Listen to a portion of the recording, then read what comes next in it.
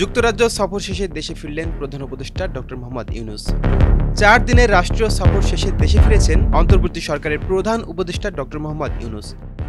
আজ শনিবার সকালে হযরত শাহজালাল আন্তর্জাতিক বিমানবন্দরে অবতরণ করে তাকে বহনকারী বিমান। প্রধান উপদেষ্টার উপপ্রেস সচিব আবুল কালাম আজাদ মজুমদার জানান, শনিবার সকাল ৯টা ৪৫ মিনিটে বাংলাদেশ বিমানের একটি ফ্লাইটে তিনি ঢাকায় পৌঁছান।